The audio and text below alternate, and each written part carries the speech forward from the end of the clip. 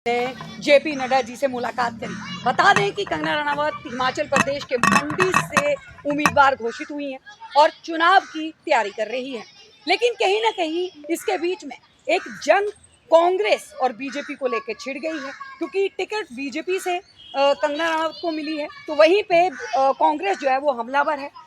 कांग्रेस की सुप्रिया शिवनेत ने एक ट्वीट में जिस तरीके की भाषा का इस्तेमाल किया, ट्विटर के ऊपर जैसे भूचाल आ गया।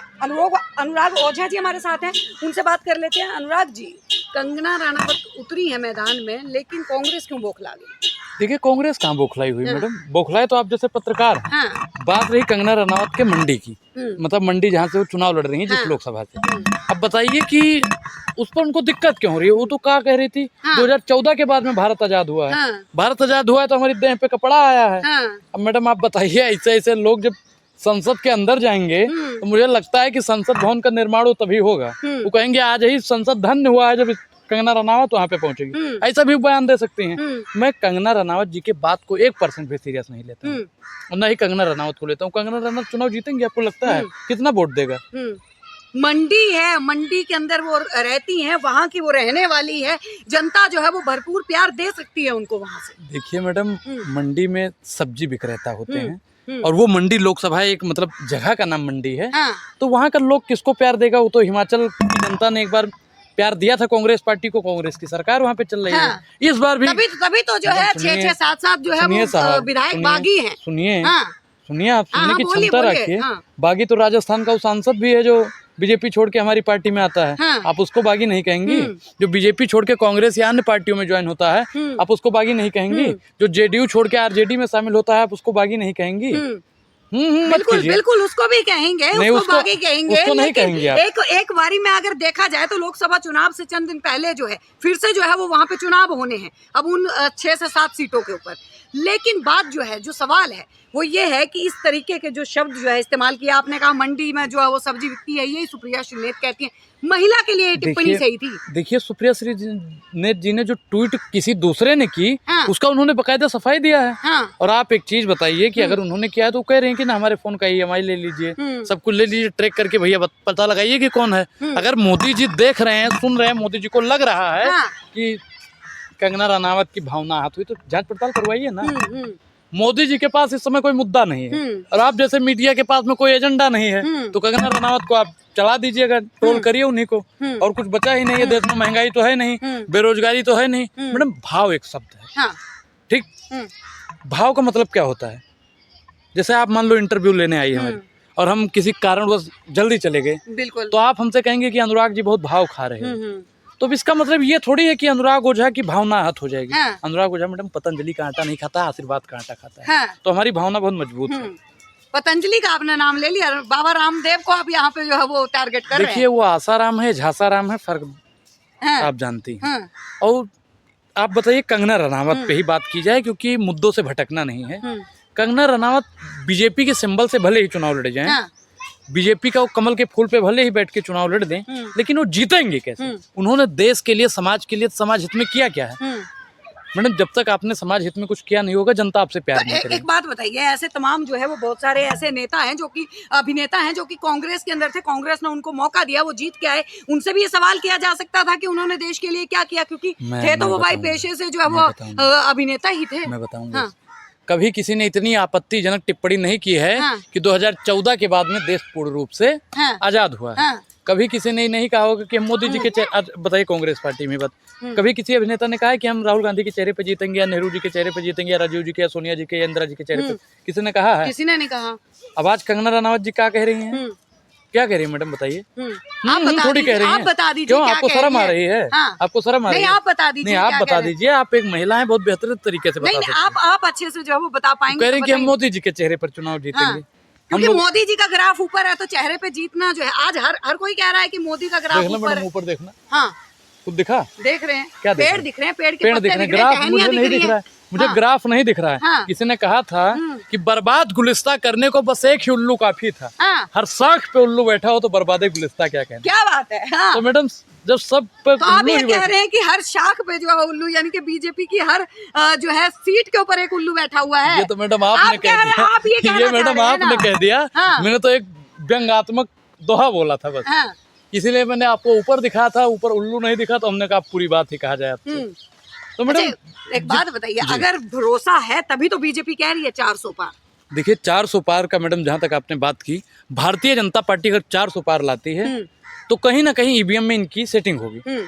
जब मैडम सेटिंग होती है तभी तो कहते हैं ना कि फोन कर देते हैं इस एड्रेस पे मिलना है या फिर फलाना 400 पार हो जाएगा। इससे पहले कभी किसी ने कहा है कि हम 400 पार जाएंगे, 300 पार जाएंगे, 200 पार जाएंगे? किसी ने नहीं कहा होगा। ये देश के इतिहास में पहली बार हो रहा है कि तानाशाह हर जगह अपना सिस्टम बैठा के रखता है और बोल देता है 400 पार, 350 पार, 250 पार। भ्रष्टाचार के आरोप तो विपक्ष के नेताओं के ऊपर ही लग रहे हैं। ईडी सीबीआई की जांचें हो रही हैं। ईडी सीबीआई मैडम 24 घंटे के लिए हमको दिलवा दीजिए, आपके खिलाफ भी जांच पड़ताल होगी। जितना इलेक्टोरल बोर्ड में आपने चंदा दिया, आपने जितना चंदा दिया है मोदी जी को, उसका भी जांच पड़ताल होगी। हमने तो नहीं दिया। नहीं दिया है मोदी जी। जो दे चंदा उसी को दो धंधा, और जो न दे चंदा उसके घर पे भेज दो ईडी का फंदा। तो मैडम दे दीजिएगा, नहीं तो मोदी मेरे पास मतलब मैंने ऐसा कोई भ्रष्टाचार नहीं किया कि ईडी और सीबीआई मेरे यहाँ पे आएगी। सरकार बदलेगी और हर एक जुल्म का हिसाब ले। अभी राहुल गांधी जी ने क्या कहा है कि जिस दिन सरकार बदली ऐसी कार्रवाई करेंगे कि दोबारा ही कार्रवाई करने की जरूरत नहीं पड़ेगी। मैडम सरकार तो किसी न किसी दिन बदलेगी। मतलब उम्मीद रखते हैं कि राहुल गांधी कभी देश के प्रधानमंत्री बनेंगे, कांग्रेस आएगी। अरे मैडम 24 में बनेंगे, आएगी क्यों, आ गई मान लो। बहुत गई, थोड़ी रही, थोड़ी भी अब जाए तो मैडम परेशान होने की अब जरूरत नहीं है। 4 जून फिर ले चकाचक कांग्रेस की ही तूती बोलेगी। लगता तो नहीं है, क्योंकि अगर बात करें तो सर्वे में जो है वो बीजेपी वाले लगातार कह रहे हैं कि भ्रष्टाचार तो सब जेल में चले जाएंगे। अरविंद केजरीवाल को ले लीजिए, जो कहते थे ईडी और सीबीआई मुझे दे दीजिए। जब ईडी और सीबीआई उनके पास पहुंची तो वो खुद ही अंदर हो गए। समुद्र में कभी तूफान देखी है? हाँ, बिल्कुल देखा था। लक्षद्वीप के ऊपर जो है प्रधानमंत्री मोदी बैठे थे, एक द्वीप डूब गया। जब समुद्र में तूफान आता है तो समुद्र पहले शांत हो जाता है, ठीक, और जब लहर आती है तो बड़ी से बड़ी कश्तियां डूब जाती हैं। तो अभी समुद्र हमारा शांत है। राहुल गांधी जी शांत हैं। करिए महाराज, कितना तानाशाही आप करेंगे, करिए। और जिस दिन उमाड़ आया ना मैडम, जिस दिन राहुल गांधी ने उचुक दिया, उस दिन लोग चले जाएंगे। क्योंकि राम जब थे चलत ठुमक चलत रामचंद्र बाजत पैजमिया, और जब धमक चलत रामचंद्र हिलत लंकनिया। तो जब लंका हिलने लगी थी, जब राम जी धमक के चलने लगे थे, तो राहुल गांधी जी अभी ठुमक चलत हैं तो बीजेपी वाले तानाशाही कर रहे हैं। और जब तुम धमक के चलने लगे, पूरा भारतीय जनता पार्टी और आरएसएस का कार्यालय धमकने लगेगा।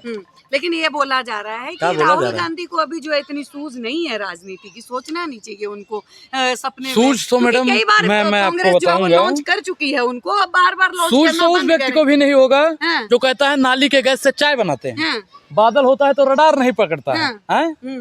उस आदमी को है जो गटर के गैस से चाय बना देता हो। शायद कुछ पत्रकार लोग उसी का चाय भी पीते हैं। मैडम आप बताइए कि उनको समझ है? बिल्कुल नहीं है, बिल्कुल नहीं है। अब आप बताइए, उनको आप प्रधानमंत्री बनाना चाहते हैं। जिला चलाने के लिए डीएम साहब कितना पढ़ा लिखा होता है? होता है कि नहीं होता है? बिल्कुल होता है। और देश की गद्दी पर जब अनपढ़ आदमी बैठ जाएगा तो देश का हाल क्या होगा? वही जब बर्बाद गुलिस्ता करने को बस एक ही उल्लू काफी था। अब तो हर साख पे उल्लू बैठा है तो बर्बादे गुलिस्ता। क्या बात है, क्या बात है। अनुराग जी, एक सवाल जो है वो और लूंगी। अरे मैडम पूरा सवाल ले लीजिए। पीलीभीत से जो है वो टिकट कट गया है वरुण गांधी का। अब अधीर रंजन चौधरी कह रहे हैं कि स्वागत करेंगे अगर वो कांग्रेस में आएंगे। लगता है कि आएंगे? देखिए मैडम, बिल्कुल आना चाहिए। क्योंकि घर का आदमी अगर घर में फिर दोबारा आ जाए, सुबह का भूला शाम को वापस आ जाए तो उसे भूला नहीं कहते हैं। और जरूर वरुण गांधी जी को आना चाहिए और इंडिया अलायंस उनका स्वागत करता है और कांग्रेस पार्टी भी उनकी स्वागत करता है। मतलब लगता है कि अलायंस में अभी कुछ जो है वो चमत्कार होगा, क्योंकि अलायंस बचा कहाँ, बहुत सारे तो जो है वो इधर उधर हो गए, बिखर गए। कुछ तो बीजेपी में शामिल हो गए। किसी ने कहा था, दामन ज्यादा जो मजबूत लग रहा है लोगों को। एक लाइन में जवाब दूंगा इसका, जो मर्द थे वो जंग में गए, आगे की लाइन लोग पूरा कर देंगे, हम नहीं बोलेंगे। क्या बात है। तो कुछ कहना चाहते हैं, कुछ संदेश जो है वो देना चाहते हैं, क्योंकि 400 पार की बात जो है वो, देखिए अगर 400 पार हो गया तो डीजल का रेट 400 पार हो जाएगा। अगर 400 पार हो गए मैडम तो ये गेहूं का रेट 400 पार कर देंगे, तेल का रेट 400 पार कर देंगे, सरसों का रेट 400 पार कर देंगे, क्रीम साबुन पाउडर का रेट 400 पार कर देंगे। ये गलती से साहब आगे भी तो पार होगी। कौन सा तरक्की किया? बीजेपी का 5 काम हूँ नहीं होता है। एम्स जो है वो एम्स खुलवाए हैं। अगर मैं अभी बिहार में गया हुआ था, बिहार में गया था और दरभंगा में मुझे एम्स नहीं मिल रहा था। तो खाली एक दरभंगा की बात करते हैं, हिमाचल की बात कीजिए, हिमाचल में भी खुला है। आप जैसी मीडिया वाले ठोक ठोक के बता काम नहीं दिखाई देते बस मोदी जी तो के। काम दिखाई देते हैं 9 साल बेमिसाल रहे हैं। देखिए मोदी जी ने बेचने का ही नहीं काम किया है, मोदी जी ने खरीदने का भी काम किया है, आप जानती होंगी। हम हमेशा बोलते हैं मोदी जी ने ये बेच दिया, वो बेच दिया, फलाना बेच दिया, ढिमकाना बेच दिया, लेकिन आज मैं देशवासियों को बताना चाहूंगा मोदी जी ने खरीदा क्या क्या है। मोदी जी ने देश की पत्रकारिता को खरीदा है, मोदी जी ने ईडी को खरीदा है, मोदी जी ने सीबीआई को खरीदा है, मोदी ने चचा को खरीद लिया है, ताकि चाहे मेयर का चुनाव हो या लोकसभा का चुनाव हो या विधानसभा का चुनाव हो, वही धांधली करनी है जो धांधली मेयर चुनाव में चंडीगढ़ में की थी। तो मोदी जी ने ये सब खरीदने का काम किया है। अनुराग जी, आपने बोला कि आप अभी बिहार जो है वो होके आए थे, उपलब्धियों के ऊपर हम बात कर रहे थे, लेकिन उसी के साथ हम बात करें बिहार के अंदर बड़ा चर्चित चेहरा जो है मनीष कश्यप का रहा। मनीष कश्यप चुनाव लड़ रहे हैं वहां से। तो देखिए उनको तेजस्वी बाबू का दामन पकड़ना चाहिए, बेड़ा पार हो जाएगा। तेजस्वी जी से तो वो कहते हैं कि जब हम मैदान में उतरेंगे तो तेजस्वी जी तो सपना देखना ही छोड़ दे। देखिए मनीष कश्यप एक अच्छे यूट्यूबर थे और मुझे लगता है कि पत्रकारिता जगत का वर्चस्व जिस प्रकार से पत्रकारिता की गरिमा खत्म हो रही है, उन्हीं को देखते हुए राजनीति में जा रहे हैं।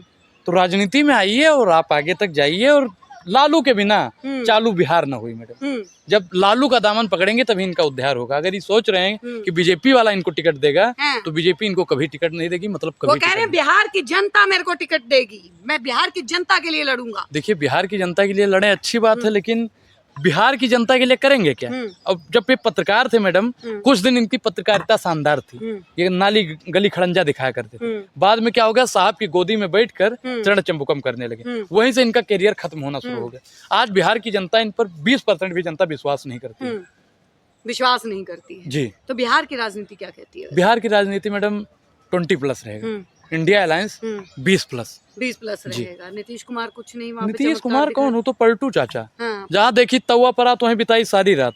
मैडम इतना तो आप एक चीज मैं बता दूं कि इतना तो प्रेमिका भी प्रेमी से नहीं बदलती है, प्रेमी प्रेमिका से नहीं बदलता है, जितना बार मोदी जी और पलटू चाचा एक दूसरे को लेकर पलटते रहते हैं।